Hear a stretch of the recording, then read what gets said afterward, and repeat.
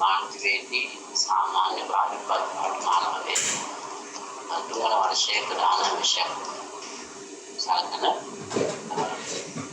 කළමනාකරන විද්‍යාව නැත්නම් සංකාර පරීක්ෂණ විෂය පිළිබඳව අපි අන්තර්ගතයෙන් පිළිබඳව සාකච්ඡා කරමු. ඔබගේ පාඨමාලාවට අදාළව තාමත් වැදගත් විෂය කොටසක් අපි කළමනාකරන විද්‍යාව හඳුන්වන්න පුළුවන්. කළමනාකරන විද්‍යාව කියන නම ඔබගේ පාඨමාලාව සඳහා විෂය නම් විදිහට හඳුන්වා දීලා මේ විෂය හැඳින්වීම සඳහා බහුල වශයෙන් භාවිත කරන පොදු නාමය තමයි අපි ඉංග්‍රීසියෙන් කියන ඔපරේෂන් රිසර්ච් එමෙන්න සංකාර පරීක්ෂණ කියන විෂය. මේ සංකාර පරීක්ෂණ කියන විෂය තාමත් වැදගත් විෂයක්. මේ විෂය හැඳින්වීම සඳහා භාවිත කරන තවත් නම් බොහොමයක් තියෙනවා. නමුත් ඒකට තවත් එක ප්‍රධාන හඳුනා ගැනීමේ නාමයක් තමයි management science එමෙන්න කළමනාකරන විද්‍යාව වශයෙන් අපි හඳුන්වනවා. මුලින්ම මේ විෂයට දාලා විෂය අන්තර්ගත කරුණු සවිස්තරාත්මක වශයෙන් සාකච්ඡා කිරීමට පෙර මම කැමති මේ විෂය අදාළ මුගේ උපාධි කොටස සඳහා අන්තර්ගත විෂය නිර්දේශය පිළිබඳ කෙටි පැහැදිලි කිරීමක් කරන්න.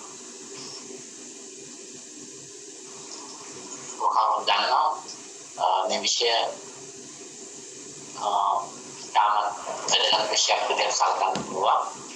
විශේෂයෙන්ම අපි ව්‍යාපාරකෝ එහෙම නැත්නම් වෙනස් ඕනම කාර්යයකට දාලා තීරණ ගැනීමේදී ඒ තීරණ ගැනීමේ කාර්ය වඩා සාර්ථක කිරීම සඳහා උපකාර වන විෂයක් විදිහට තමයි කළමනාකරන විද්‍යාව කියන එක අපි උපයෝග කරගන්නේ.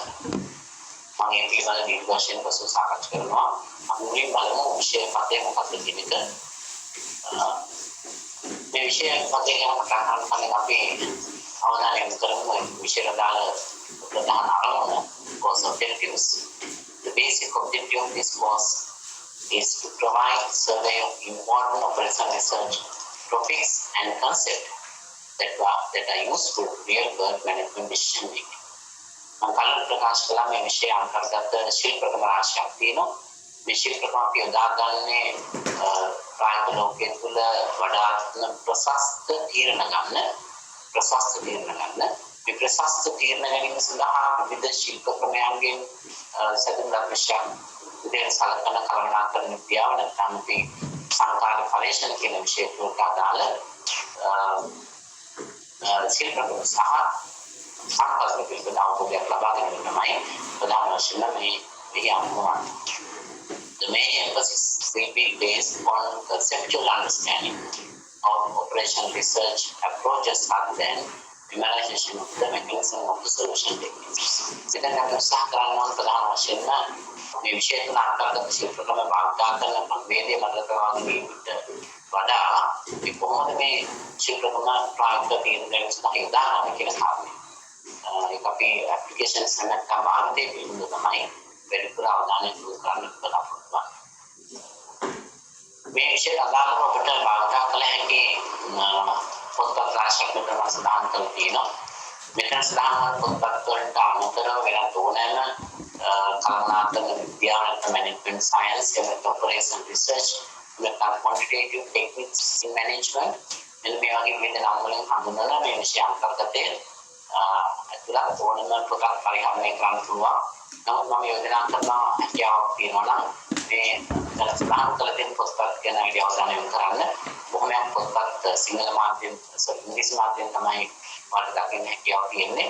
නමුත් සිංහල මාධ්‍යයෙන් මේ විෂය අධ්‍යයනය කරන නිසා මේකෙදී හලින් සඳහන් කළ තියෙන ඔපරේෂන් රිසර්ච් සංඛාර පරීක්ෂණ ඇත්තට මේක මගේ මම ඒ පත්තු වශයෙන් ප්‍රකාශයට පත් කළා. ඒකට ඕනනම් ඒකත් භාවිත කරන්න පුළුවන්. තමන්ගේ අධ්‍යයන කටයුතු වඩා සාර්ථක කරගන්න සිංහල මාධ්‍යයෙන් විපාකමාලාව හදන්න නිසා. අපහම මොනවාද මේ විෂය කතාවක අනාගතයක් ඉගෙන ගන්න තියෙන්නේ. But we are going to study pre-mapping interaction හඳුනා ගැනීම නැත්නම් හැඳින්වීම ගැන සාකච්ඡා කරන්න ඕන. කළමනාකරන විද්‍යාව කියන්නේ මොකක්ද? කොහොමද කළමනාකරන විද්‍යාව අද තියෙන තත්ත්වයට දක්වා වර්ධනය වුනේ? The historical development of operation research and management science කියලා අපිට කියන්න පුළුවන්. කොහොමද අපි කළමනාකරන විද්‍යාව නිර්වචනය කරන්නේ? The scientific method මොකක්ද විද්‍යානුකූල ක්‍රමයේද modeling ඉන්නවා. අපි කළමනාකරන විද්‍යාව තුළ ආකෘති පිළිබඳව සාකච්ඡා කරනවා. මොකක්ද ආකෘතිය කියන්නේ ආකෘති වර්ග මොනවද කියන කාරණා පිළිබඳව operation research techniques and management science techniques කළමනාකරන විද්‍යාව තුළ අපිට යොදාගත හැකි ශිල්ප ක්‍රම මොනවද කියන එක අවසානයේ අපි අවධානය යොමු කරනවා applications of operation research. ඒ කියන්නේ විවිධ ගැටළු ප්‍රශ්න සම්බන්ධව කොහොමද මේ ශිල්ප ක්‍රම යොදාගන්නේ මොන වගේ ගැටළු ප්‍රශ්න වලට මේ ශිල්ප ක්‍රම යොදාගන්නේ හැකියාවක් තියෙනවා කියන කාරණා. විදාම මම කියන පැහැදිලි කරේ සවිස්තරාත්මක විදිහට ඔබට දීලා තියෙන සිලබස් එක තුළ බලන්න පුළුවන්. මුලින්ම කතා කරන්නේ විෂය පිළිබඳ හැඳින්වීම. ඊළඟට අපි යනවා මේ විෂය තුළ අන්තර්ගත විවිධ ශිල්ප ක්‍රම වලට. ඒකේ ප්‍රධාන ශිල්ප ක්‍රමයක් තමයි linear programming කියන ශිල්ප ක්‍රමය. අපි සිංහලෙන් කියන්නේ ඒකජ ප්‍රකමන. ඒකජ ප්‍රකමන. මේ ඒකජ ප්‍රකමන කියන ශිල්ප ක්‍රමය අපි බොහෝ යොදා ගන්නවා සම්පත් බෙදා වෙන් කිරීම පිළිබඳ ගැටළු වලදී ප්‍රශස්ත තීරණ ගන්න. ප්‍රශස්ත කියන්නේ හොඳම තීරණය. එතනදී අපි මේ ශිල්ප ක්‍රමය යොදා ගන්න ආකාරයෙන් පසු පැහැදිලි කරන විස්තරාත්මක වශයෙන් අපි මේකෙදි කතා කරන ප්‍රශ්න වල කියලා බලමු. හඳුන්වීම ඉන්ට්‍රොඩක්ෂන් එක basic requirement of linear programming ඒකද ප්‍රකමනය සඳහා මූලික අවශ්‍යතාවයන් රාශියක් තියෙනවා. ඒකේ අරමුණක් තියෙනවා. ඊළඟට සම්පත් සීමිත වෙන්න ඕන. ඒකට සම්බන්ධතාවය කියන එක තියෙනවා. දීර්ඝකාල සංගණකයන් අපි දැනගෙන තියෙනවා. එකතු කළ හැකි බව, බෙදිය හැකි බව, ඊළඟට අස්වන විචලනයේ සීමාව යන විදිහට මූලික අවශ්‍යතා රාශියක් තියෙනවා. අපි මොනවද කියලා දැනගන්නවා. ඊළඟට කතා කරනවා linear programming model formulation.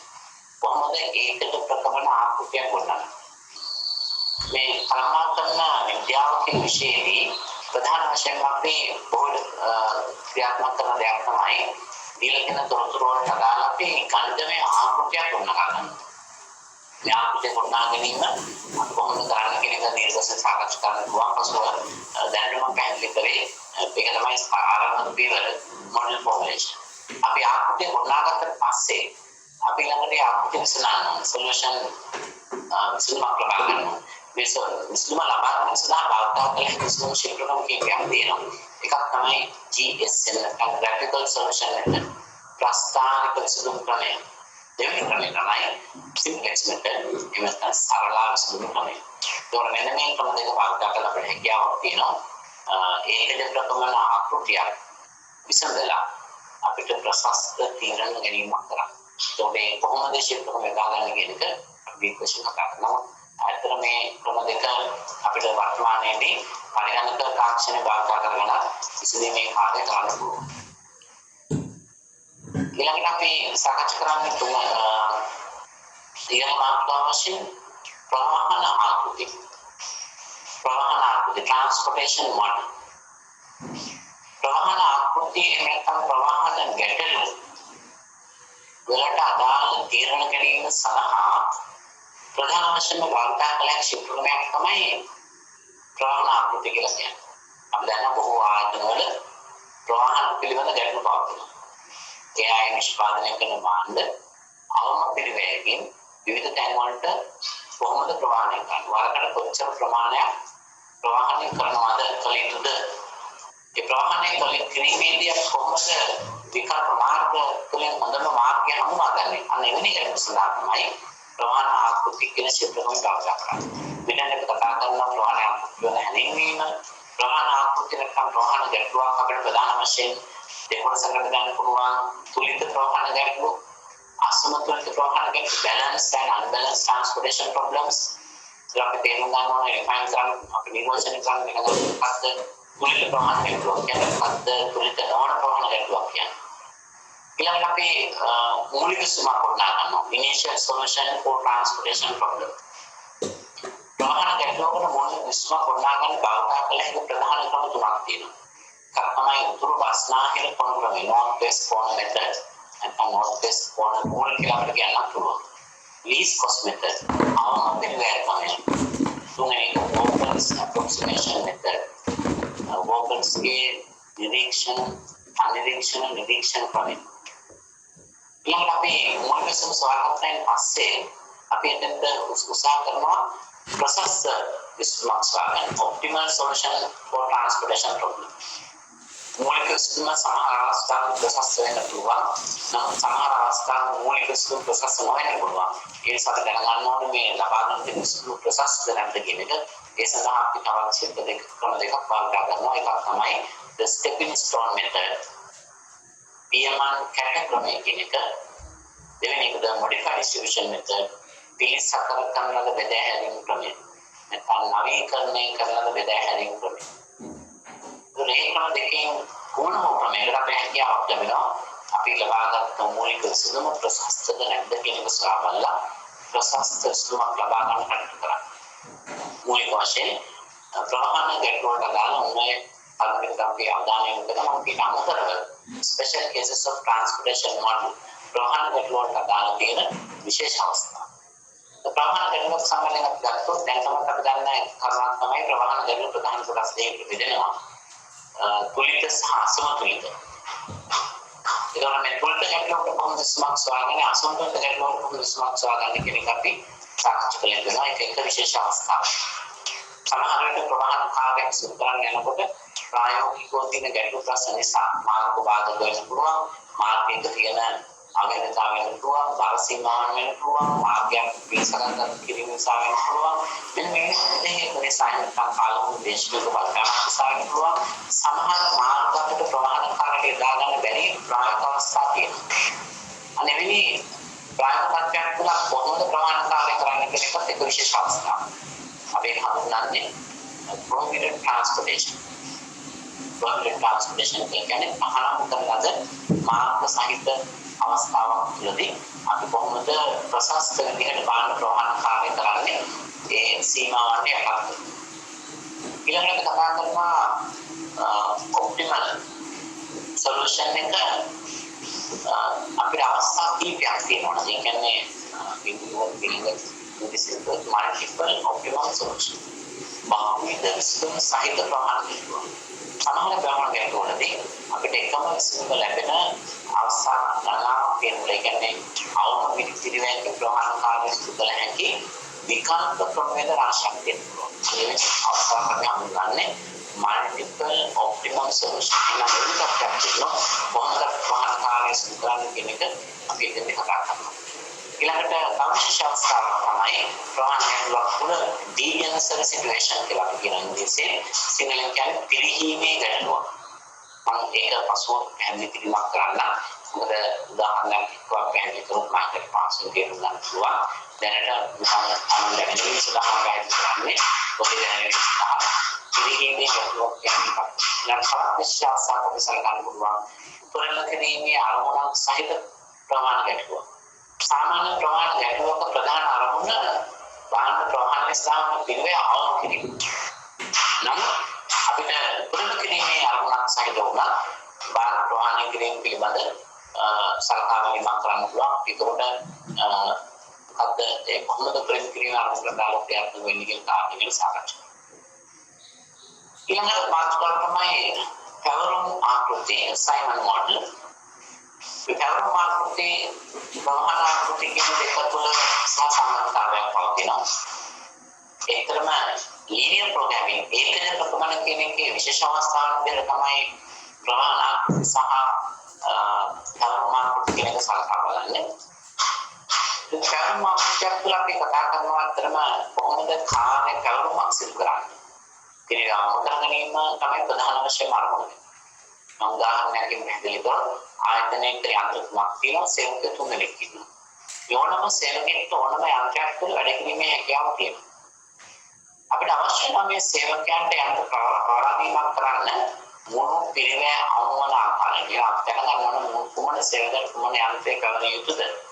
අනෙවෙනි ගැටලුවක් මත අවස්ථාවකදී පිළිවි ගැටලුවක් වලට අවුරුදු ගැටලුවක් කියන්නේ සයිමන් මොඩල් එක පැවරුම් ආකෘතිය කියන ශිල්පකෝය බලපෑම් කරන්න පුළුවන්. මේක අපි හැඳින්වීම ගැන සාකච්ඡා කරනවා linear programming model for Simon model. ඒ කියන්නේ අපි කොහොමද පැවරුම් ගැටලුවක් ඒකද ප්‍රකමන ශිල්පකෝය බලපෑම් කරන ඉස්සලා. පැවරුම් ගැටලුවක් සිදුවීම විශේෂී ක්‍රමයක් තියෙනවා. හංගේරියානු ක්‍රමය. Hungarian method of assignment. අපි විශේෂයෙන් මේ ගැන කතා කරනකොට හංගේරියන් ක්‍රමයේ භාවිත කරලා කරන දෙයක් ස්නාන කියන කාරණේ අවසානයේ විශේෂ අවස්ථා කීපයක් අපිට ගන්න පුළුවන්. කරන මාර්ග වලට දාලා එතන අපි උනගන්නවා තුලිත සහ අසමතුලිත කාම ගැටලු ඊළඟට තහනම් කරන කාම ගැටලු උපරණ කිරීමේ අරමුණක් සහිත පැවරුමක් ගැටලු සහ තවත් විශේෂ අවස්ථාවකදී අපි හඳුනා ගන්න පුළුවන් බහුවිධ නිස්තුන් සහිත අවස්ථාවක් වශයෙන් මේ විශේෂ අවස්ථා හතරක් අපි ඉදිරි කතා කරනවා. ඊළඟ මාතෘකාවෙන් සලකන්නේ ප්‍රොජෙක්ට් ෂෙඩියුලින් කියන එක ව්‍යාපෘති සැලසුම් කිරීම කියන එක. එහෙම නැත්නම් ප්‍රොජෙක්ට් ෂෙඩියුලින් කියන එක තවත් විදිහකට අපි හඳුනා ගැනීමක් කළොත් නෙට්වර්ක් මොඩලින් කියලා කියනවා. ජාල සටහන් විශ්ලේෂණය මේ ප්‍රොජෙක්ට් ෂෙඩියුලින් කියන ශිල්පකම අපි වාර්තා කරන බොහෝ වෙලාවට යම් ආයතනයක් ප්‍රදාන ව්‍යාපෘතියක් සම්බන්ධව ප්‍රශස්ත තීරණ ගන්න. ව්‍යාපෘතියක් කියලා කියන්නේ කාර්යයන් රාශියකින් සැකසෙලා යම් අරමුණක් සම්මානිත ඉටු කර ගැනීම සඳහා අපි කරන කිසියම් කටයුත්තක්. මේ ව්‍යාපෘති පිළිබඳ ප්‍රශස්ත තීරණ ගන්න භාවිත කරන ශිල්පකමක් තමයි ප්‍රොජෙක්ට් ෂෙඩියුලින්. අපි මෙතන කතා කරනවා මේ හැඳින්වීම objectives and background of the network analysis නැත්නම් project scheduling ස්කීම් කාර්යයක් පිළිබඳ මොනවාද මේ ශිල්පකම යොදා ගන්නකොට තියෙන බේසික් ටර්මිනොලොජි එක rules and regulations මේ ශිල්පකම භාවිත කිරීමේදී අනුගමනය කළ යුතු නීති රීති පද්ධතිය ඒ වගේම අපි මෙතන විශේෂ අවධානයක් යොමු කරනවා CPM method critical path method අවදි මාර්ග ක්‍රමය සහ PERT method PERT and project evaluation and review technique ව්‍යාපෘති ඇගීමේ හා විමර්ශන ශිල්පකමේ කියන කාරණා දෙකට විශේෂ අවධානයක් යොමු කරනවා. ඒ වගේම අවසානයේදී අපි කතා කරනවා ප්‍රොජෙක්ට් ක්‍රෑෂ් ව්‍යාපෘති කඩිනම් කිරීම. ව්‍යාපෘතියක් පිළිබඳ ප්‍රශස්ත තීරණ ගන්න භාවිත කරන ශිල්පකමක් තමයි ප්‍රොජෙක්ට් ෂෙඩියුලින් කියන එක හඳුන්වනවා. ඊළඟ ඩිසිෂන් ඇනලිසිස් තීරණ විශ්ලේෂණය අපි ජීවත් කරන පරිසරයේ විවිධ ස්වභාවයන් විවිධයි. අපි සමහර වෙලාවට ජීවත් වෙන අනිශ්චිත පරිසරයක් තුළ, තවත් සමහරකට ජීවත් වෙන අනිශ්චිත පරිසරයක් තුළ, තවත් සමහර වෙලාවක අපි ජීවත් වෙන අවදානම්කාරී පරිසරයක් තුළ, තවත් සමහර වෙලාවක අපි ජීවත් වෙනවා ගැටුම්කාරී පරිසරයක් තුළ. අපි ජීවත් වෙන පරිසරය නිශ්චිත ස්වභාවයක් නැහැ. ඒ පරිසරයෙන් කියන එක විවිධ තත්ත්වයන් තුළ කාලානුරූපීව වෙනස් වීම වලට බාධා වෙනවා. එතකොට අපි ප්‍රශස්ත තීරණ ගන්න යනකොට අපිට එකම ශිල්ප ක්‍රමයේ සෑම පරිසර තත්ත්වයකම යොදා ගන්න බෑ. නිශ්චිත පරිසරයක් තුළ තීරණ ගන්න යොදා ගන්න ශිල්ප ක්‍රමයට වඩා අනිශ්චිත පරිසරයක් තුළ තීරණ ගන්න යොදා ගන්න ශිල්ප ක්‍රමය වෙනස් වෙනවා. ඒ නැත්නම් අපි ගන්න තීරණේ සාර්ථක තීරණයක් වෙන්නේ නැහැ. අවදානම්කාරී පරිසරයක් තුළ තීරණ ගන්න තවත් ශිල්ප ක්‍රමවලට යනවා. ඒ වගේ මේ විවිධ පරිසරයන් තුළ අපි තීරණ ගන්න වාර්තා කරන ශිල්ප ක්‍රම ගැන තමයි මේ මාතෘකාවේ කතා කරන්නේ. විශේෂයෙන්ම max method එක max min method එක max minimax method එක Laplace Hurwitz method එක expected value analysis expected mandatory value අපේක්ෂිත වටිනාකම් විශ්ලේෂණය පිළිබඳ ශිල්ප ක්‍රමය expected opportunity loss ඒ වගේම expected value for the information අවසානයේ decision tree තීරණ ගස මෙන්න මේ වගේ ශිල්ප ක්‍රම රාශියක් අපි යොදා ගන්නවා විවිධ සත්‍යයන් තුළ ප්‍රශස්ත තීරණ ගැනීම සඳහා. ඊළඟ අවසාන වශයෙන් ඔබගේ සිලබස් එකට ඉතිරි වෙන අන්තර්ගත මාතෘකාව තමයි ඩයිනමික් ප්‍රෝග්‍රෑමින් ගතික ප්‍රකමන. ඒකද ප්‍රකමන ශිල්පකමය සහ ගතික ප්‍රකමන අතර පොඩි වෙනසක් තියෙනවා. ඒකද ප්‍රකමන ශිල්පකමය අපිට දෙලින්ම ඒ අදාළ ගැටලුවට යොදාගෙන අපිට වරම් විසඳුමක් ලබා ගන්න පුළුවන්. නමුත් ඩයිනමික් ප්‍රෝග්‍රෑමින් ගතික ප්‍රකමන ගැන ශිල්පකමය භාවිත කරන්නේ බොහෝ විට අපේ මුහුණ දෙන ප්‍රශ්නේ ගැටලුව අතිවිශාල සංකීර්ණ ගැටලුවක් හෝ ප්‍රශ්නයක් නම් ඒ සංකීර්ණ ගැටලුව ප්‍රශ්නයක් එකවර විසඳුමක් ලබා ගන්න බැරි නිසා සමස්ත ගැටලුව කොටස් නැත්නම් උප කොටස් වලට බෙදලා එක් එක් උප කොටස් සඳහා වෙන වෙන විසඳුම් සොයාගෙන ඒ විසඳුම් සියල්ලකට අරගෙන අපි අවසන් විසඳුමකට ලඟා වෙනවා. අනේක අපි හඳුන්වනවා ගතික ප්‍රකමන විදිහට. එහෙනම් මෙන්න මේ මාතෘකාව දෙක තමයි ඔබගේ විෂය පතේ තුල මාතෘකා 10ක් වශයෙන් මම විෂය පතේ තුල අන්තර්ගත කරලා තියෙන්නේ. ඒක තමයි ඒකද ප්‍රථම ශිල්පකමේ මම සංඛ්‍යා වශයෙන් නම් කළා වුණාට ඒකද ප්‍රථම ශිල්පකමේ අංක කීපයක් වාගේ සිලබස් එකක් මාතෘකාව තියෙනවා. මොකද ඒකදී අපි කතා කරනවා ඒකට ප්‍රමාණ ක්ෂේත්‍රම කියන්නේ මොකක්ද? ඒකට ප්‍රමාණ කියපු නාමය කොහොමද? ඒකට ප්‍රමාණ කියනකට ප්‍රස්තාවකමේ කුණුසුමක් සොයාගන්නේ. ඒකට ප්‍රමාණ ක්ෂේත්‍ර ආකෘතියකට දානවා සරලකමේ සින්ටෙක්ස් මෙතනට වලට කුණුසුමක් සොයාගන්න. අන්න මේකට අපි පියවරේ මාතෘකාව තුළ කරන සාකච්ඡා නිසා එතරම් මම දැන් තවත් අංක 3ක් ඇතුළත් වෙනවා. ඒ නිසා කොහොම අංක 10ක් වලට තමයි මම විෂය පදේ සකස් වෙලා තියෙන්නේ. මේ කර්මාන්තන විද්‍යාව කියන විෂය ඉතාම රසවත් විෂයක්. අන්තිම මේකෙන් මම වැඩිපුර කතා කිරීම අවශ්‍ය නැහැ. ඔබ විෂය අධ්‍යයනය කරනකොට මේ විෂයේ තියෙන වැදගත්කම සහ ඒකේ තියෙන අස්වස්ථාවය කියන සමාන දැනේ. මේ විෂය ඉතාම ප්‍රයෝජනවත් විෂයක්. ඔබට අනාගතයේ ඕනම අවස්ථාවකදී යම් තීරණයක් ගන්න ඕන නම් ප්‍රශස්ත තීරණයක්, හොඳම තීරණයක් ගන්න ඕන නම් ඒ සඳහා මේ ශිල්ප සමාජයට භාවිත කරන්න පුළුවන්. ඒ තුළින් අපිට තාමත් කෙටි කාලයක් තුළ වඩාත්ම යෝග්‍ය ප්‍රශස්ත තීරණ ගැනීමේ හැකියාව ලැබෙනවා. එනම් හොඳට මතක තියාගන්න තීරණ ගැනීම සඳහා ශිල්ප ක්‍රමයන්ගේ සැලුම්ලත් විශේෂ විදිහට තමයි අපි කලබලාන්තර විද්‍යාව කියන හඳුන්වන්නේ. එනම් අපි දැන් අවබෝධයක් තියෙනවා. එනම් මේ විෂය අදාළ අධ්‍යයනය කරන මාතෘකා කෙනෙක් මම නැවත කෙටියෙන් සඳහන් කළොත් කලබලාන්තර විද්‍යාව හැඳින්වීම කලබලාන්තර විද්‍යාවට අදාළ ශිල්ප ක්‍රමයක් අපි කතා කරනවා. ඒකද ප්‍රකෘති ශිල්ප ක්‍රමය, ප්‍රමාණ ආකෘති කියන ශිල්ප ක්‍රමය, පැවරුම් ආකෘති කියන ශිල්ප ක්‍රමය, ඊළඟට project scheduling, ව්‍යාපෘති සැලසුම් කිරීම නැත්නම් network modeling කියන ශිල්ප ක්‍රමය, තීරණ විද්‍යාව නැත්නම් තීරණ decision theory, එහෙම නැත්නම් තීරණ decision analysis, තීරණ විශ්ලේෂණය කියන ශිල්ප ක්‍රම රාශියක් ඇතුළත තියෙනවා. ඒ වගේම අපි අවසාන වශයෙන් කතා කරන්නේ කර්තික ප්‍රකමන. මෙන්න මේ මාතෘකා සියල්ල තුළින් තමයි ඔබගේ විෂය පදේ සකස් වෙලා තියෙන්නේ. අපි එක් මාතෘකා පිළිබඳ දීර්ඝ වශයෙන් සාකච්ඡා කරමු. මුලින්ම බලමු management science එනකම් operation research කියන මේ විෂය අද තියෙන තත්ත්වයට දක්වා කොහොමද වර්ධනය වුනේ? The historical development of management science එනකම් අපි operation research මම මෙතන එකම operation research කියන වචනේ දාගෙන තියෙනවා. ඒක ගැටලුවක් ඇති කරගන්න එපා. ඔයාලගේ විෂය management science වශයෙන් නම් කළා වුණාට පොදුවේ බොහෝ දෙනෙක් භාවිත කරන විෂය හැඳින්වීම සඳහා යොදා ගන්න වචනය තමයි operation research. ඔබ අනාගතයේදී මේ විෂය හඳුනන්න operation research කියන යෙදුම සහ ඒක කෙටි කරලා OR කියන නම තමයි බොහෝ විට භාවිත කරන්නේ. ඒ නිසා operation research කියුවත් management science කියුවත් දෙකම එකම අධ්‍යාපන අදහසක් තමයි ඒක අන්තර්ගත වෙන්නේ. අපි දැනගන්න ඕනේ මේ management science කියන විෂය කොහොමද අද තියෙන තත්ත්වයට දක්වා වර්ධනය වුනේ.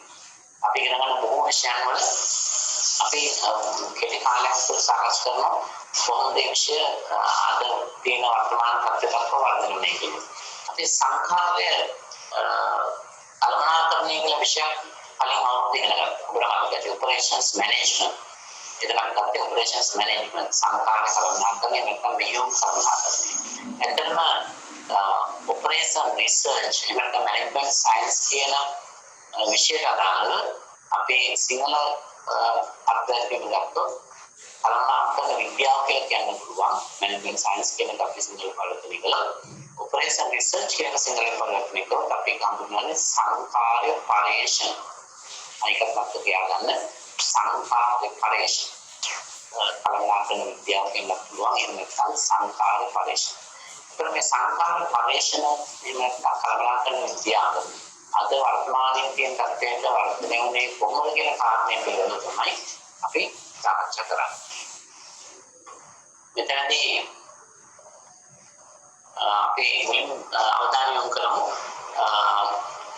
අද තියෙන තත්ත්වයට දක්වා කොහොමද මේ විෂය වර්ධනය වුණේ කියන කාරණේ. ඇත්තටම බොහෝ විෂයන් වලට අපිට ආරම්භක අවස්ථාවක් සොයාගන්න අපහසුයි. ආරම්භක ඕන විෂයන් හරියට මොකදද පටන් ගත්තේ කියන එක.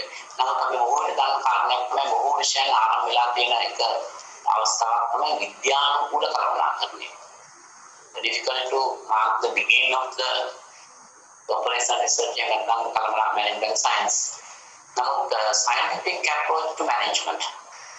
විද්‍යානුකූල කළමනාකරණය කියන විෂය ඇතිවීමත් සමගම බොහෝ විෂයන් රාශියක් ලෝකෙට බිහිවලා තියෙනවා. ඒ නිසා අපි මේ සංඛාර පරීක්ෂණ විෂයේ ආරම්භක අවස්ථාව විදිහට අපිට හඳුන ගන්න පුළුවන් විද්‍යානුකූල කළමනාකරණය. ඊට පස්සේ අපි එනවා දෙවන ලෝක යුද්ධය. මෙන්න මේක තාම වැදගත් මේ කළමනාකරණ විද්‍යාව නිසා සංඛාර පරීක්ෂණ කියන විෂය ආරම්භ වෙන්න දෙවන ලෝක යුද්ධයේ විශේෂයෙන්ම එංගලන්තයේ මුහුණ ගැටුවක් තමයි සීමිත සම්පත් දායකතා කරලා කොහොමද සතුරන්ට පහර දීලා යුද්ධ ජයග්‍රහණය කරන්නේ. විශේෂයෙන්ම එංගලන්තයේ ඒ මොහොතේ තිබුණ සම්පත් ප්‍රමාණය සීමිතයි. යුද්ධමය වාතාවරණයකට එළඹලා හිටියේ. ඒ අවස්ථාවේ ගැටුවක් කොහොමද මේ සීමිත සම්පත් දායකතා කරලා යුද්ධ ජයග්‍රහණය කරන්නේ. මේක පිළිබඳ කල්පනා කරගෙන ඉන්නකොට ඒ රටේ පාලක පන්තිය විසින් හමුදාවල සිටි සාමාජිකයන් කණ්ඩායම් කරලා ඒකට කාර්යයක් පැවරුවා. ස්වාභාවිකව කරන්න මොනවද මේ යුද්ධ ජයග්‍රහණය කිරීම සඳහා අපිට යොදාගත හැකි ශිල්පකම් කියලා. මේ කණ්ඩායම් සාකච්ඡාවේ ප්‍රතිඵලයක් වශයෙන් තමයි අර මුලින්ම හඳුනගන්නේ ඒකද ප්‍රකමන ශිල්පකම්. ජාලසටහන් විශ්ලේෂණය කියන ශිල්පකම්. ट्रांसपोर्टेशन प्रॉब्लम නැත්නම් මොඩල් කියන ශිල්පකම. අපි මේ කළමනාකරන විද්‍යාව තුළ ඉගෙන ගන්න සියලුම ශිල්පකම මුලින්ම හඳුනාගත්තේ යුද්ධය සඳහා. ඒයි ගොඩබිම සහ මුහුදු මාර්ග තුළ ඇතිවන සතුරු බලපෑම් වළක්වාගෙන යුද්ධ ජයග්‍රහණය කරන්න මේ ශිල්පකම මුලින්ම හඳුනාගත්තා. මේ ශිල්පකමේ බාලකයක් කළා යුද්ධ ජයග්‍රහණය කළා. යුද්ධ ජයග්‍රහණයෙන් පස්සේ රට පාලනය කළ පුද්ගලයන් මේ හමුදාවන සිට ප්‍රධානීන්ට කිව්වා දැන් අපි යුද්ධය ජයග්‍රහණය කළා. දැන් අපේ ආර්ථිකය විශාල පසුබෑමකට ලක් වෙලා තියෙනවා. විශාල සම්පත් පරිහානියක් සිදු වන යුද්ධය නිසා. ඒ නිසා ස්වාභාවිකව කරන්නේ මේ යුද්ධය සඳහා භාවිත කරන ශිල්පකම යොදාගෙන රට සංවර්ධනය කරන්න පුළුවන් කියන කාරණා. ඒකත් තමයි හමුදාවන ප්‍රධානීන්ටම. එතකොට ඒ හැකියාවක් ලැබුණා යුද්ධය සඳහා භාවිත කරන ශිල්පකම රටේ අභිවෘද්ධිය සංවර්ධනය ආර්ථික වර්ධනයක් ඇති කරන්න යොදා ගැනීමක් සිදු කරනවා. මේ කාලෙදී 1940 තමයි අතරම දෙවන ලෝක යුද්ධය. නමුත් 1952 වෙනකොට මේ අය පිටව ගන්නවා ලෝකයේ පළවෙනි වතාවට සංඛාරි පරීක්ෂණ සමාජය. ඔපරේෂන් රිසර්ච් සොසයිටි එක. මොකද මේක ඉතාමත් වැදගත් ශිල්පකම මේ කියන එක යැයි තේරුම් ගත්තන් පස්සේ ඔපරේෂන් රිසර්ච් සොසයිටි එකක් පිළිගන්නවා. ඇත්තටම ඔපරේෂන් රිසර්ච් කියන නම යෙදුනේ යුද්ධයට භාවිත කරන ශිල්පකම නිසා තමයි මේ ඔපරේෂන් රිසර්ච් කියන නම යෙදුනේ. ඒ වෙනකොට විෂයක් වශයෙන් මේක මේ වෙලාවට තිබුණේ නැහැ. යුද්ධය සඳහා ගන්න භාවිත කරන ප්‍රධාන වචනයක් තමයි ඔපරේෂන්ස් කියන්නේ. ඒ ඔපරේෂන්ස් කියන එකට එකතු වුණා රිසර්ච් කියන කොටසක්. මොකද මේ ශිල්පකම රාශියක් මේ තුල අන්තර්ගත වෙනවා. ඒ සංකලනය තුළින් තමයි මේ විෂය නම පොදු නාමය ඔපරේෂන් රිසර්ච් කියන තත්ත්වයට දක්වා වර්ධනය වුණේ. ඒකවල 1950 මේ අය පිළිව ගන්නවා සංඛාර පරීක්ෂණ සමාජයක්. 1967 වෙනකොට ලෝකයේ අනිකුත් සියලුම රටවල් තේරුම් ගන්නවා දියුණු රටවල් මේ ඔපරේෂන් රිසර්ච් ටෙක්නික්ස් කියන ශිල්පකම කියන එක අතිශය වැදගත් දෙයක් විදිහට සලකලා 1967 දී ඇමරිකාව, කැනඩාව, ජර්මනිය, එංගලන්තය ඇතුළු ලෝකයේ දියුණු රටවල් එකට එකතුව එය පිටව ගන්නවා Federation of Operation Research 1967 වල තමයි මේ සම්මේලනය පිටව ගැනීමක් කරන්නේ. ඉතින් පස්සේ තමයි මේ විශේෂ විදිහට හඳුනගන්න ලෝකයේ දියුණු රටවල උසස් අධ්‍යාපන ආයතනවල ඉගෙනීමේ කාර්ය සඳහා මේ විෂය හඳුන්වා දීම කරන්නේ. මෙන්න මේ විදිහට තමයි ඔපරේෂන් රිසර්ච් කියන විෂය එතන කළමනාකරන විද්‍යාව කියන විෂය අද තියෙන තත්ත්වයට දක්වා වර්ධනය වෙන්නේ. ඔබට මේකේ අවස්ථාවක් මොෂන් දකින්න පුළුවන්. මොනවාද අදකින් තත්ත්වයට දක්වා මේ විෂය කාශනය ස්ක්‍රීන් එකක අපි එතන ගන්නේ ස්ටේජ් 1 විදිහට දෙවන ලෝක යුද්ධ තත්ත්වයේ ඉඳි මිලිටරි මැනේජ්මන්ට් වලට තමයි මුලින්ම මේ ශිල්පකම භාවිත කරන්නේ. විශේෂයෙන්ම air and land defense රටේ ගුවන් සහ ඒ වගේම ගොඩබිම් ආරක්ෂාව පිළිබඳ සැලකීමක් දීමේදී ඊළඟට මේකදී එයා හඳුනගන්න ප්‍රධානම හේතුව තමයි මේ මිනිස්සු ප්‍රකම්කන අවධානය යොමු කරන්න main reason was that they were having very limited resources. සම්පත් සීමිත ප්‍රමාණයක් තිබුණ නිසා තමයි මේ ආයත මේ ශිල්පකම යොදා ගැනීමේ අවශ්‍යතාවය ඇත්තටම පැනනගියේ. ඊළඟට මේ stage 2 වල අපිට කතා කරනවා because of the successful of innovations United States military management start similar to this. එංගලන්තයේ ලබාගත් ජයග්‍රහණයන් හේතු කොටගෙන ඒ අය මේ අනිත් රටවල් දිනුනට මේකදී අවධානය යොමු කරනවා. මේ විදිහට අපිට මේ සාකච්ඡා කරන්න පුළුවන් කොහොමද මේ විෂය අද තියෙන තත්ත්වය දක්වා වර්ධනය වෙන්නේ කියන කාරණා. After the end of the Second World War, was a great favorable environment in innovations in industry, the new product and inventions. This expansion in turn results in an increase in the number of complexity of management problems. මේ development පස්සේ රටේ ආර්ථික සංවර්ධනය වීම සමග ආර්ථික තත්ත්වය සංකීර්ණත්වයට පත් වීම සහ කළමනාකරණ සංකීර්ණත්වය මත මේ සංඛාර පරිශ්‍රම විශේෂ වැදගත්කම තවත් වැඩි වෙන පටන් ගැනීමක් තමයි සිදු වෙලා තියෙන්නේ. ඒ වගේම අපිට මේ විශේෂ විකාශනය පිළිබඳව සාකච්ඡා කරන්න පුළුවන්. දැන් අපි බලමු management science විෂය මොකක්ද කියන්නේ?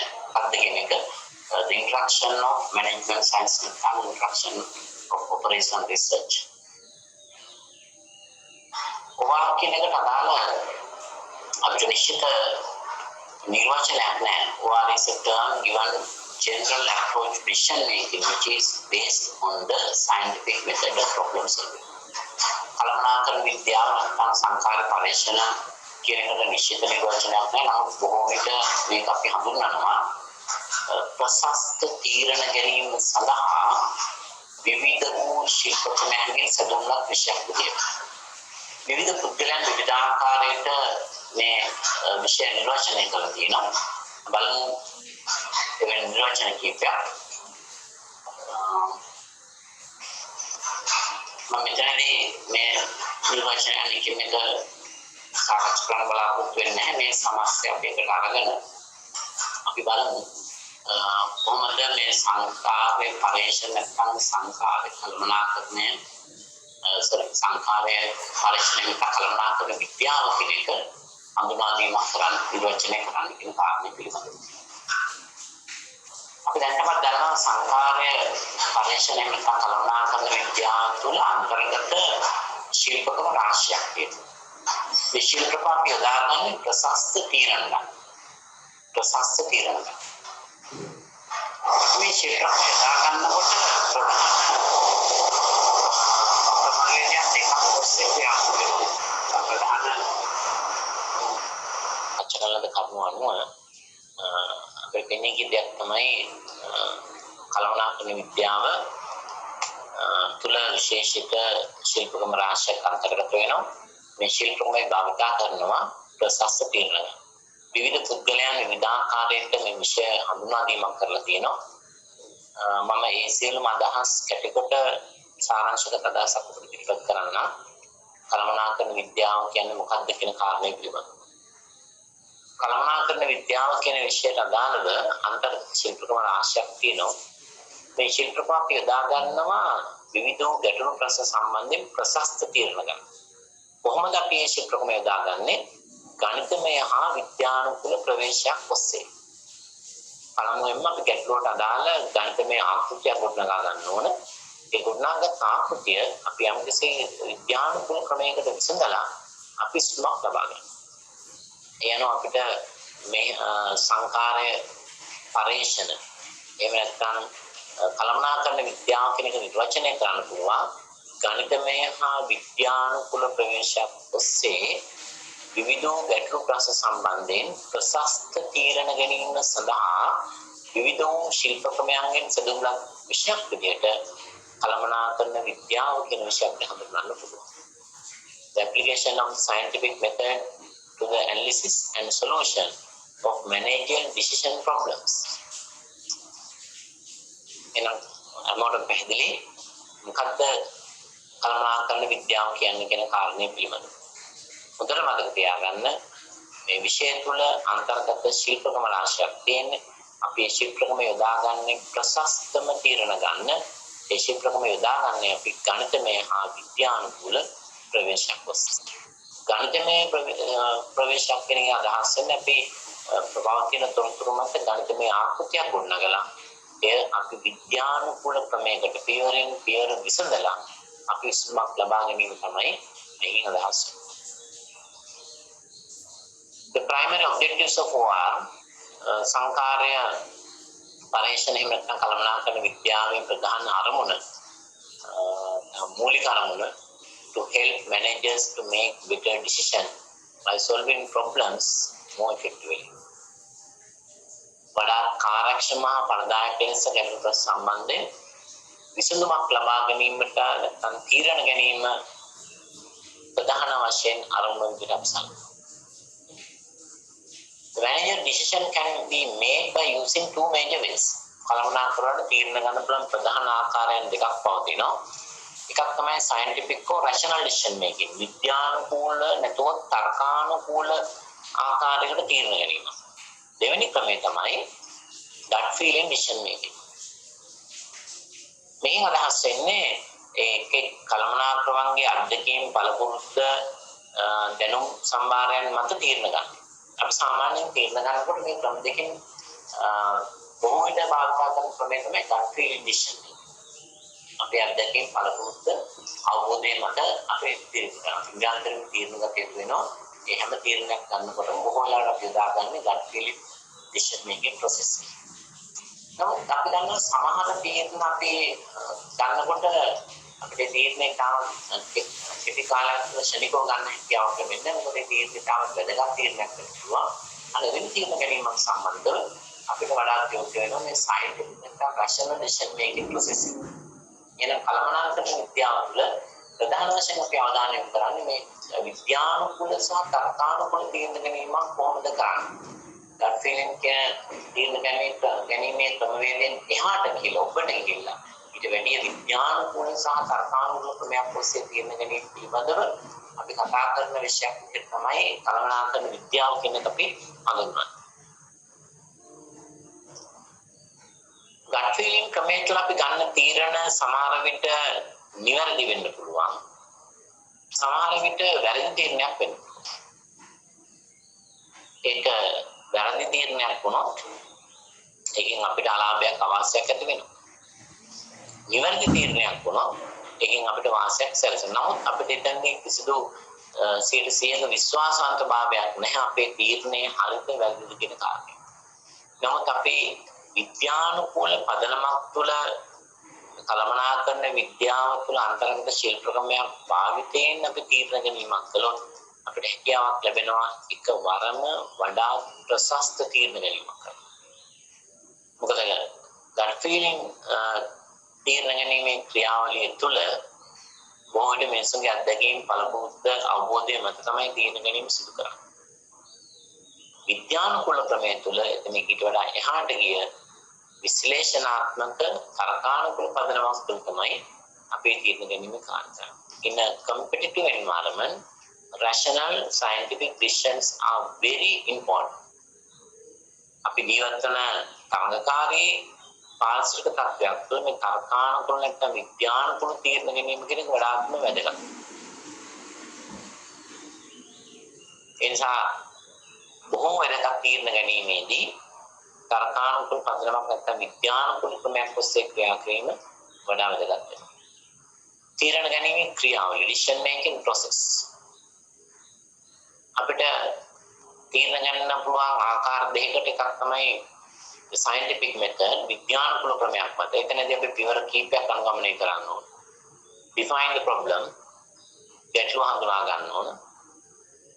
collection of data තොරතුරු ඒකරාශී කරන්න ඕන. develop hypothesis උපකල්පනයන් ගොඩනගා ගන්න ඕන.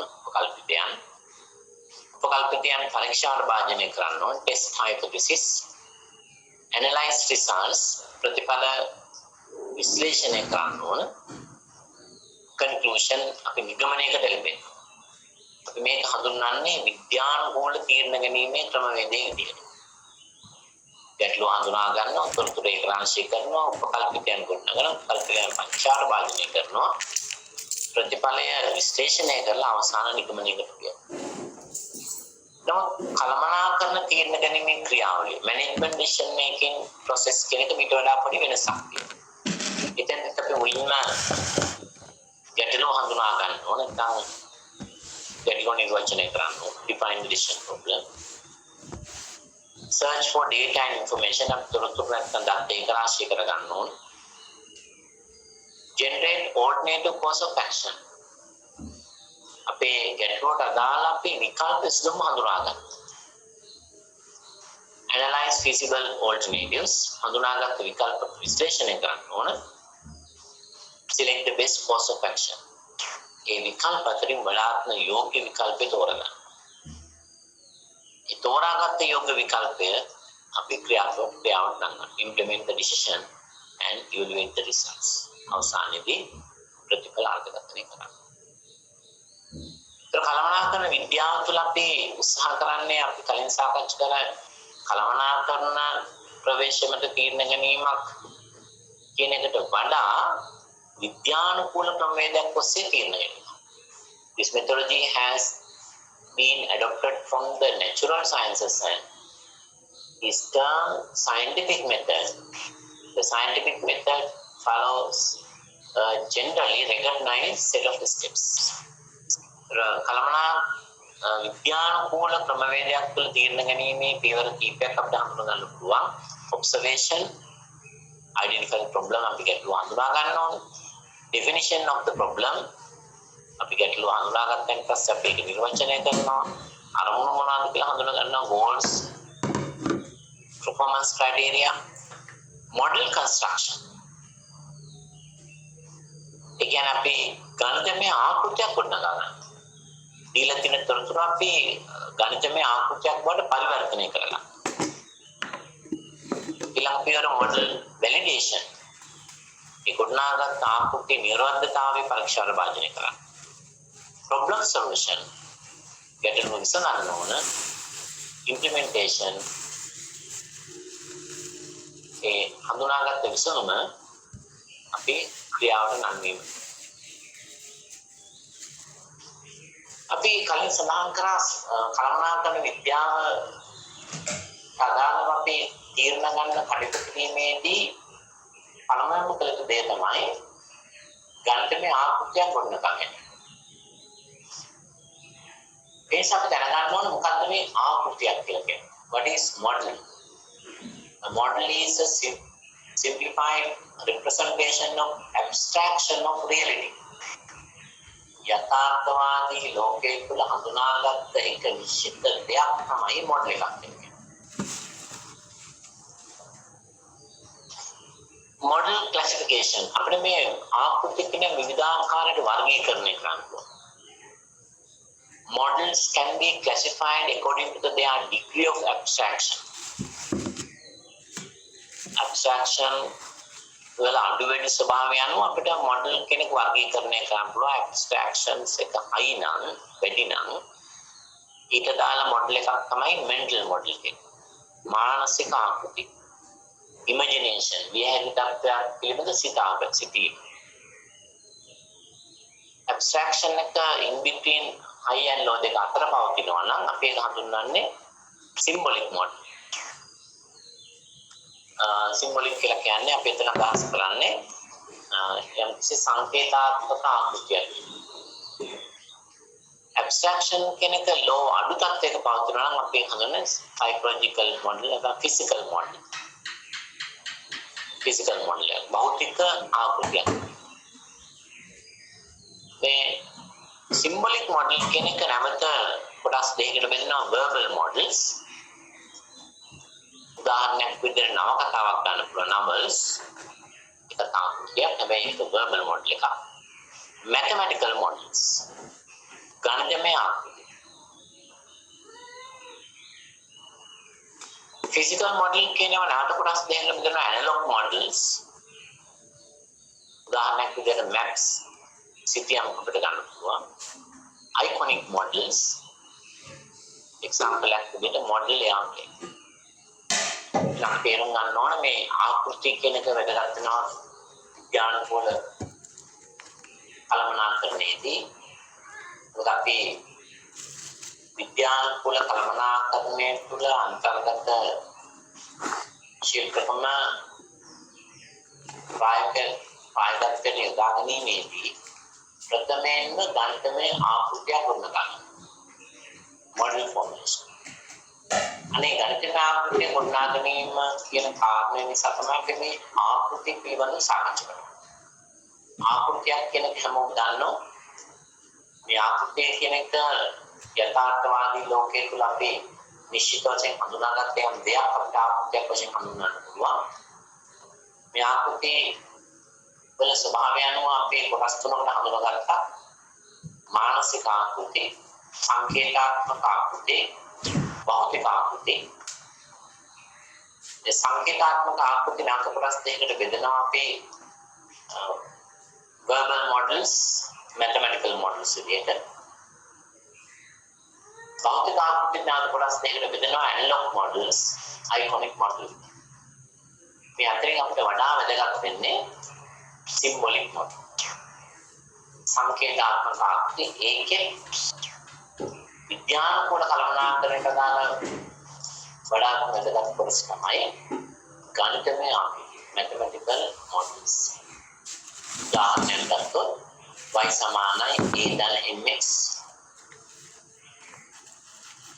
economic order quantity 2d0 divided by ch square root. ආර්ථික ඇනුම් ප්‍රමාණ ආකෘතිය. ඒක ගණිතමය ආකෘතිය. ගණිතමය ආකෘතියක් තුළ අන්තර්ගත සංරචනයන් components of mathematical models. ගණිතමය ආකෘතියක් තුළ අපිට ගන්න පුළුවන් decision variables, results variable.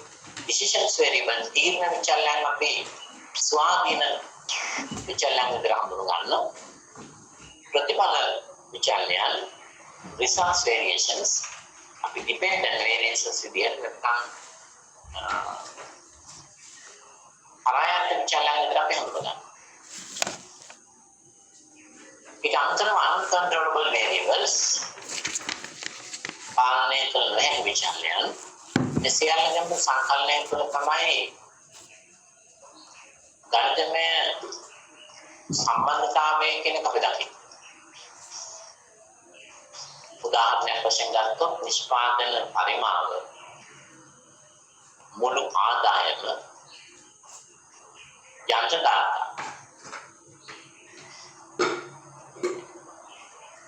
අපේ සංකලනයක් හඳුනාගත්තොත් අපිට ඔබ්ජෙක්ටිව් ෆන්ක්ෂන් එක ඩෙවලොප් කරන්න අරමුණු සිතයක් maximize r මුළු ආදායම උපරිම කිරීම සමානයි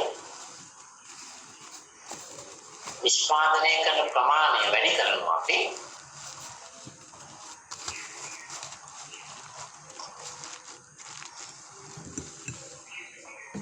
යම් කිසි තවත් විචාරණය ආදායම ඒක ආදායම නිෂ්පාදනය කරන පරිමාව අපි වැඩි කරනවා ඒක ආදායම පිටට දක්වලා ලැබෙනවා මුළු ආදායම කියන. ඒ වගේම අපිට මේ ගණිතමය සම්බන්ධතාවයන් තුළ තවත් සංකෝධන හඳුනා ගන්න පුළුවන්. එතන ඇත්තටම පෙන්නලා දීලා තියෙනවා එකක් ඔබ්ජෙක්ටිව් ෆන්ක්ෂන් එක අරමුණු සිතයක්. තවත් ගණිතමය ආකෘතියක් තියෙනවා අපි හඳුන්වන්නේ කන්ස්ට්‍රේන් එකක් එහෙම නැත්නම් සංරෝධකයක් සීමාවක් විදියට. සංරෝධකයක් කියලා කියන්නේ සීමාවක්. භාණ්ඩයක් නිෂ්පාදනය කරන්න යනකොට අපි තුම අපිට අමුද්‍රව්‍ය අවශ්‍යයි. අමුද්‍රව්‍ය තියෙන්නේ ඒකක 100යි. ඒක අපේ තීරණය ගැනීමට අදාළ සීමාවක්. ලාභ පරිම කරන්න කොච්චර භාණ්ඩයක සංඛ්‍යාවක් නිෂ්පාදනය කළද කියන එක සීමා වෙනවා පවතින සම්පත් ප්‍රමාණය. වැඩිදුරටත් මම ඉදිරියේදී අරමුණු සිතේ කියන්නේ මොකද්ද සංරෝධක කියන්නේ මොකද්ද කියන එක අපි සාකච්ඡා කරමු. මේ කළමනාකරන විද්‍යාව නැත්නම් සංඛාර පරීක්ෂණ විශේෂ දාන ශිල්ප රාශියක් තියෙනවා. අපි හඳුන්වනවා ඒකද ප්‍රකමන linear programming,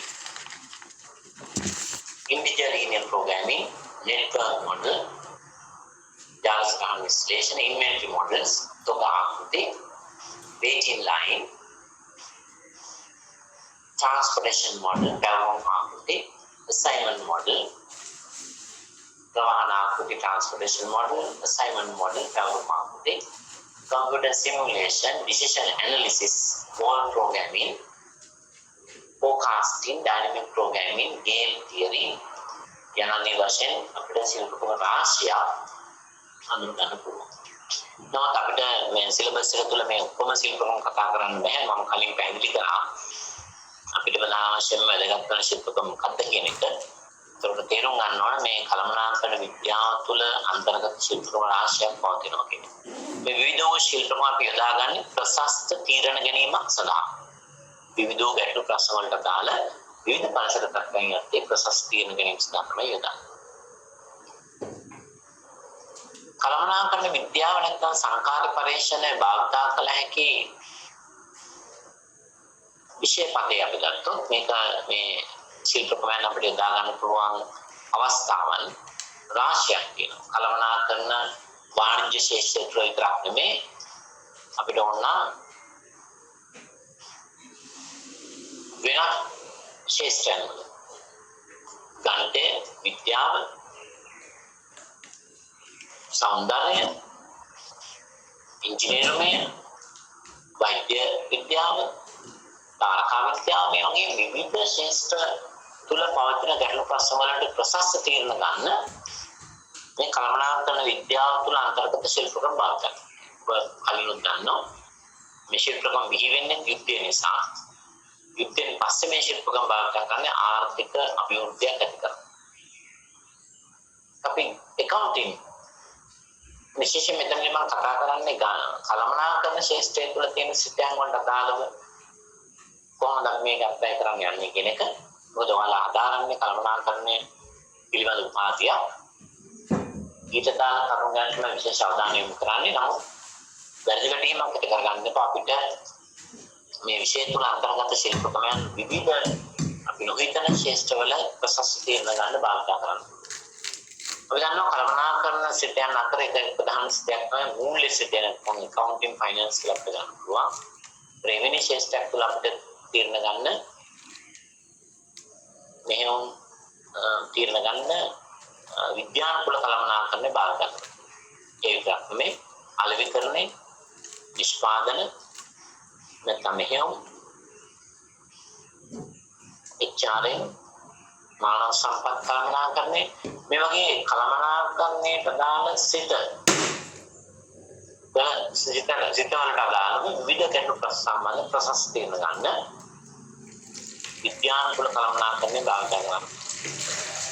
බලමු ඊළඟට මේ විද්‍යානුකූල කළමනාකරණයේ කාර්යභාරය role of operation research නැත්නම් සංකාර කළමනාකරණ විෂය කාර්යභාරය useful in developing managers conceptual skill කළමනාකරණයේ සංකල්පනාත්මක හැකියාව දක්ෂතාව වර්ධනය වෙන්න මේ පිටුවහලක් වෙනවා. Can provide technical expertise for analyzing various decision problems. විද්‍යානුකූල කළමනාකරණය හරහා අපිට තාක්ෂණිකමය හැකියාවන් යුත් තීරණ ගැනීම සඳහා වූ විශේෂඥ දැනුමක් ලබා දීමේ හැකියාව ලැබෙනවා. Information and analysis based on the decision making. Increase attention to group behavior. Efficient management of capital, energy and materials. Increased emphasis on productivity. ආදායකත්වය වැඩි කරන්න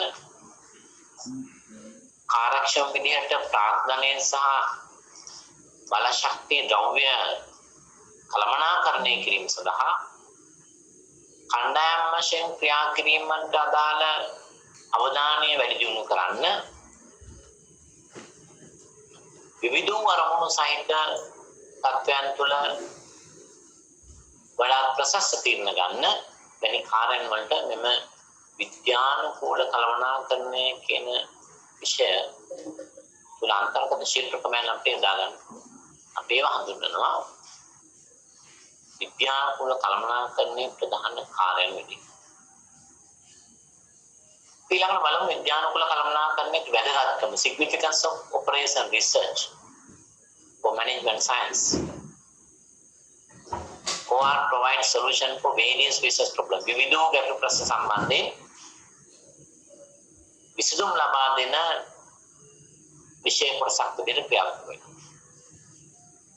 විද්‍යානුකූල විශ්ලේෂණය සඳහා උපකරණයක් විදිහට යොදා ගන්නවා.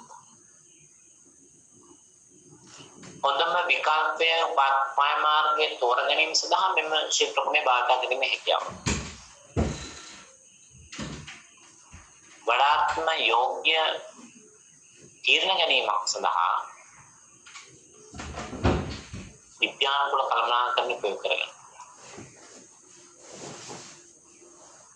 ඒ වගේම විද්‍යානුකූල කළමනාකරණය අක්‍රීය කාර්ය අවම කරගන්න, පිළිවෙල අවම කරගන්න හේතු සාධක කරගන්න. ප්‍රසස් ලෙස සම්පත් විදා හැරීම සඳහා මේ විෂය තුළ අන්තර්ගත භාවිත කරනවා. අනාගත කළමනාකරුවන් සඳහා ප්‍රසස් තීරණ ගැනීමට උපකාර වන විෂයක් විදිහට යොදා ගන්න. මෙන්න මේ ආකාරයට මේ විෂය තුළ වඩා වැදගත් කරුණු රාශියක් අපිට හඳුනා ගැනීමේ හැකියාවක් තියෙන. ඒකෙන් ඉස්මතු වෙන්නේ විද්‍යානුකූල කළමනාකරණය කොතෙක් දුරට වැදගත්ද කියන කාරණා. කොතරම් හොඳ දෙයක් වුණත් ඒ තුළ යම් යම් සීමාවන් තියෙනවා. එනම් දැනගන්න ඕන limitations of application of OR. අපි operation research නැත්නම් මම කළමනාකරණ විද්‍යානුදාන ශිල්පකම භාවිතයට යාමේදී ප්‍රසස්ත තීරණ ගන්න මෙන්න මේ වගේ අපිට සීමාවන් දකින්න පුළුවන්. OR does not take into consideration the intangible factors. විද්‍යානුකූල කළමනාකරණයේ තීරණ ගැනීමේදී අපි ස්පර්ශ කරන නොහැකි සාධක ගැන වැඩි අවධානයක් යොමු කරන්නේ නැහැ. ඒක එක සීමාවක්. High costs are involved in the use of OR techniques. සංකාර පරීක්ෂණ නැත්නම් විද්‍යානුකූල කළමනාකරණ ශිල්පකම භාවිත කරන්න අති විශාල පිළිවෙලක් අපි දරිනවා. The inherent limitation concerning mathematical expressions. ගණිතමය ආකෘතියක් ආකාරයෙන් තොරතුරු ඉදිරිපත් කිරීමට යාමේදී අපිට වැළැක්විය නොහැකි අන්දමේ සීමාවන් ජනිත. සරලව අපි ගණිතමය ආකෘතියක් ගොඩනගනකොට යම් යම් උපකල්පනා තමයි ක්‍රියාත්මක වෙන්නේ. සැබෑ ලෝකයේ වෙන දෙයක් අපිට දකින්න නැහැ. OR is only tool analysis and not the complete decision making process. විද්‍යානුකූල කළමනාකරණය තුළ අපි විශ්ලේෂණාත්මක තීරණ ගැනීමක් සිදු කළා වුණත් ඒක සර්ව සම්පූර්ණ තීරණ ගැනීමේ ක්‍රියාවලියක් විදිහට සලකන්න බෑ. ඒක තවත් සීමාවක්. Mathematical models applicable to only specific categories of problems. මේ ගණිතමය ආකෘතියක් ගොඩනැගීම තුළ තීරණ ගැනීමට අපි ක්‍රියාත්මක වීමේදී අපිට ඒ සඳහා හැකියාව ලැබෙන්නේ විශේෂිත ගැටළු ප්‍රශ්න සම්බන්ධයෙන් පමණයි. අපිට පැහැදිලි වෙනවා විද්‍යානුකූල කළමනාකරණයේ ඉතාම වැදගත්. ඒ තුළ අපි ප්‍රසස්ත තීරණ ගන්න කටයුතු කරන්න පුළුවන්. නමුත් මේ උදාහරණයකට යාම තුළ යම් යම් සීමාවන් තියෙනවා. එහෙනම් අපි පළමු දේශනාවේ විදිහට සාකච්ඡා කළේ මම සාරාංශයක් ඉදිරිපත් කරන්න. විද්‍යානුකූල කළමනාකරණය කියන්නේ මොකක්ද? විවිධ ගැටළු ප්‍රශ්න සම්බන්ධයෙන් ප්‍රසස්ත තීරණ ගන්න ශිල්පකම රාශියකින් සැදුම්ලත් විෂයක්.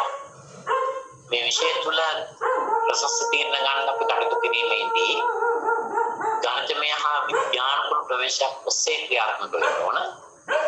ඒ තුළ තමයි අපි වඩාත්ම ප්‍රසස්ත යෝග්‍යත විසඳුම එක්වරම සොයාගන්න හැකියාව ලැබෙන්නේ.